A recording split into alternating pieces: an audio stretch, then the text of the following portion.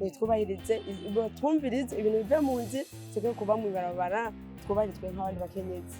Ikiganiro Open Mic ni umunsi mukuru w'abakenyezi, ni itariki 8 n'ukwezi kw'abahariwe, ni indwi y'abahariwe. Umukenyezi akwiye kubahwa, umukenyezi akwiye agateka kamugenewe kabushikiye. Twibaze yuko ubu butumwa abajejwe ivy'abakenyezi, abayobozi aho bari muri rusangi bashobora kubitaho namwe abakenyezi muri rusangi. Ninde yatumye mushobora gusohoka ndi mu gimburano zitararangira? Yego mu kubahwa ni Musitanteri wa Ntahangwa na porikirere wa Ntahangwa nibo badutaye hanze. Ndabasabye basi mundire tundi naho dusaba indaro, baranse ngo sohoka twugare n'igipolisi cinshi. Mukuru baradufashe na turakoma amashi mukuru cyase nuraza mwibarabara n'umwana. Mukuru ndasabye muturindire n'indwi imwe turonde ko turonkera umuntu waduhindara baratwankiye. Hari abakenyezi mu bisanzwe ujya munsi mukuru baba bameze neza, bigina uwo munsi mukuru kumeze neza, ariko n'abandi tubavunye akagoye ko hari abandi baba bameze nabi batabitahura. Hari abantu baja kubaka b'abakobwa canke abigeme, iyo binaniranye mu ngo babamwo bakaca basubira mu ngo bari basanzwe babamo. Sinzwe no bashita mu Kirundi nimba basubira muhira, ibisubira muhira. Twebwe twabaye ibisubira muhira byatugo voka nyine mu kamenge muri twinyoni 13e.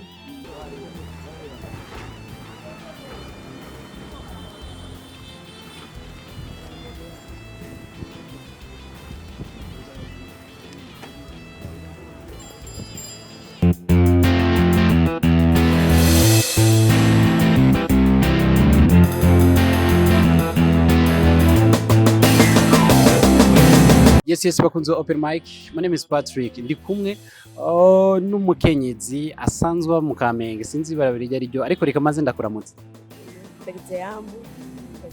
Umeze neza? Nta neza kuko turi mu ibarabara. Mu ibarabara cha tubishikako. Akazina kanyu mwitwa bana? Nitwa Inamahoro Sophie.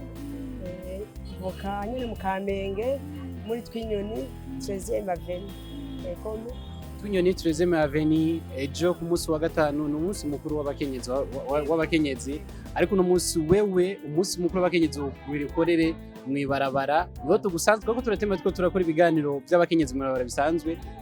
Kubera iki muri hanze cyo kimwe n'abandi bakenyezi bagenzi banyu tubasanze ha ruhande y'inzu n'ivyombo n'ibintu byose byo mu nzu bimeze gute muri rusange? Ekome mu journaliste jewe ndi muhira, jewe aha naheruka tugihunga mu 1993. Rero nahungiye mu Kanyosha, Commune Kanyosha iranyakira, irampa indaro, irampa aho mba ndakika umusaya kubera ico gihe hari hameze nabi no mu Kamenge. Hanyuma ngize ngo ngaruke muhira kuko jewe ntaba kuja mu rugo nagize. Hanyuma musaza wacu tuvukana yitwa Lekenguke David, turavukana turanakurikirana. Ndamubwira je rero bose bisa honja ngo ntaye muhira sinorara mu ibarabara. Umukenyezi yarubahirizwa nje muhira sinorara mu ibarabara. Icyo yambwira ngo aho kunahinjiye abapolisi bagusohoye iyo wewe wenyene cyangwa muri kumwe n'abandi? Ndi kumwe n'abandi bene wacu musanzwe tuvukana papa n'umwe, abavyeyi n'umva tuvuga ko mama bangahe muga papa n'umwe. Ndazi ko umuvyeyi aronderera abana, umuvyeyi ntashaka kwemera ko abana baja mu ibarabara batafise uburyo batagira aho baja. Rero twebwe nta buryo ntaba ko kubaka twagize byaratugoye. Tuvuga tutabo twarara mu ibarabara. Batabitahura hari abantu baja kubaka b'abakobwa canke abigeme, iyo binaniranye mu ngo babamwo bakaca basubira mu ngo bari basanzwe babamo. Sinzwe no bashita mu Kirundi nimba basubira muhira, ibisubira muhira. Twebwe twabaye ibisubira muhira byatugoye. Naho turaraba ntitwoba mu ibarabara kuko agateka k'abakenyezi n'ukuri twarabye agateka ko tutoba mu ibarabara, tugasubire muhira. Kubera muhira hariho basaza bacu, harimo bagize bakwibararonka aho baba bamerewe neza. Harimo bamwe twabisabye bavuga ati nta kibazo nimuje muhira. Mugabo ubondeka ngo David niwe yabaye intambamye, arahadutwara aravuga ngo nahiwe ngo dusohoke. Hama icyo yazana Musitanteri wa Ntahangwa. Ubwa mbere yahise ahiwe gute kandi muri musanzwe muvukana mwese ari tongo by'abavyeyi banyu? We yari yadukije abwira umuvyeyi ngo agira mwubakire. Hari inzu zari zihari aca arazibomora tukaza kugira ateze imbere umuvyeyi amubakire kijambere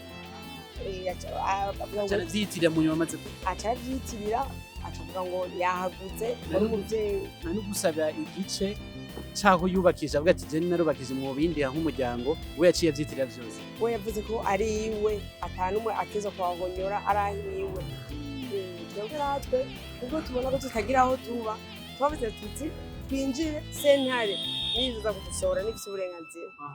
Mumaze igihe kingana gute muri iyo miburano canke ivyo vyo kuburana muri sentare bijanye n'ino parcelle? Nka jewe just n'abana nabo abo nagiye kuza nzi ngo ndahungutse sanga ko baraburana umusaza aho hari ryari umva nka jewe haraze imyaka 2 kuva 2019 ariko barahaburanye nka je nta nakimwe namenye ntabyo nzi abasaza banje bariko baraburana baca barambwira ati ndayikenguruke David yawe umusaza wawe yahatwivye yahatwaye ko turaburana kugira asubire mu muryango yabesha abavyeyi ngo ariko arabubakira kumbe ariko aratwiba arasere umuryango rero cyo dusaba twebwe twaba mwibarabara tubona dufise muhira nka jewe ndahungutse nahora ndi mu buhungiro ubone amahoro arahari ushaka ko bamuhira ufise umwana w'imfuvyi ndetse ukuri sino murashira mwibarabara naje n'umukeza nje mwibarabara twese kandi ari n'umunsi mukuru wanyu kandi mwiza mbwe umunsi mukuru mwiza nubwo uno munsi wakugendeye nabi niki catumye muri sentare muracaburana izo mborano zanyu ariko uno munsi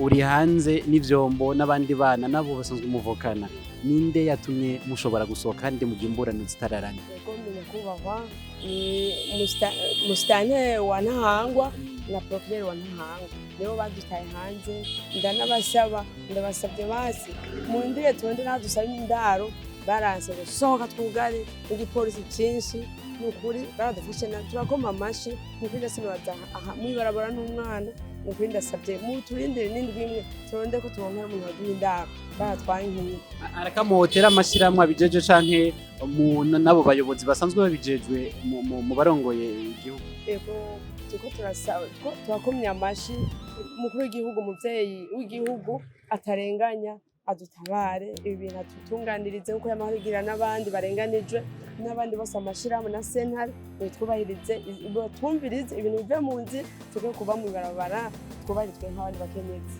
Ikiganiro Open Mic ni umunsi mukuru w'abakenyezi ni itariki 8 n'ukwezi kw'abahariwe n'indwi y'abahariwe umukenyezi akwiye kubahwa umukenyezi akwiye agateka kamugenewe kabushikiye twibaze yuko ubu butumwa abajejwe ivy'abakenyezi abayobozi aho bari muri rusangi bashobora kubitaho namwe abakenyezi muri rusangi hari abakenyezi mu bisanzwe ujya munsi mukuru baba bameze neza bigina uwo munsi mukuru kumeze neza ariko n'abandi tubavune akagoye ko hari abandi baba bameze nabi ndagushimire cyane nibaze ko nzogaruka ikibazo cyaravuye mu nzira warasubiye kandi gushigwa mu aho waruri basi bakagucumbikira kugira ngo iyo miburano ya sentare ibirarangira ndakuvuza umunsi mukuru mwiza nubwo bitameze neza murakoze eko mubandanye muvugira n'abandi badafise ikibavugira kuko umusaza wacu yatubwiye yuko ku mahera afise azoteza kutwomora akadushira mu barabara zogenda neza naho Imana idashika ego murakoze asante sawa